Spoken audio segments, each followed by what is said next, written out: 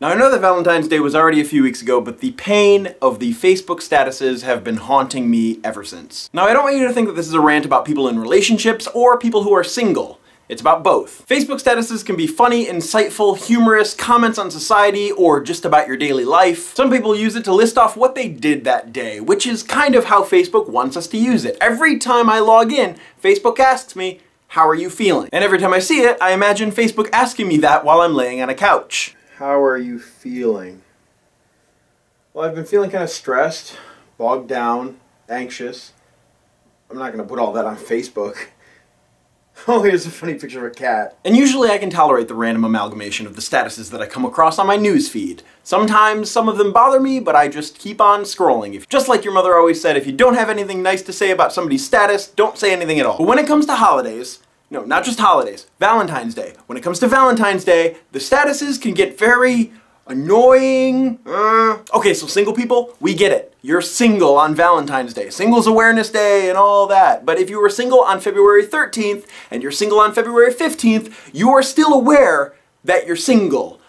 At least I hope that you know if you're single or not. If you don't know, if you're unsure about being single or in a relationship, you should really have a talk with someone. My point is that you shouldn't wallow in the "I'm single, Singles Awareness Day, nobody loves me, blah blah blah, boo-hoo," because you don't want pity love. Nobody wants pity love. Now on to people in relationships. I could care less how awesome your girlfriend/boyfriend is on Valentine's Day.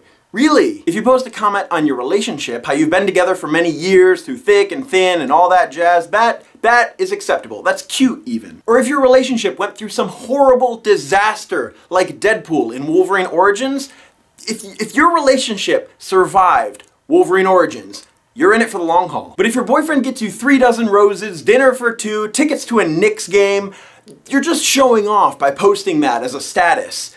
I'm clearly making up these examples as I go along. I don't even know if the Knicks are even relevant. I don't watch sports. You're making the day into some competition with other people in relationships trying to compete for the best possible Valentine's Day, and it causes a lot of stress and anxiety.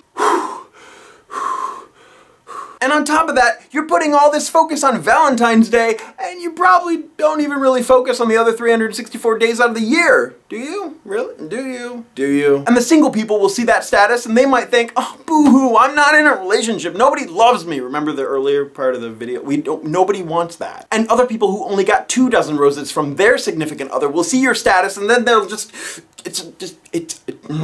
People who are in relationships on Valentine's Day do not use the statuses to make it into a competition. People who are single, do not be sad that you are not in a relationship. People who are in relationships, don't focus your energy and love on one day. It should be an all year round thing. People who are single, don't use your status updates to fish for sympathy and pity. It's sad.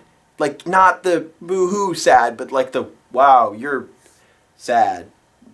Personally, I think Valentine's Day should be a reminder and a celebratory checkpoint for relationships, friendships, and all the people in your life that you love and care about. So let me know in the comments down below some annoying things that your friends post on your Facebook newsfeed. Game invites, they don't count. We all hate the game invites.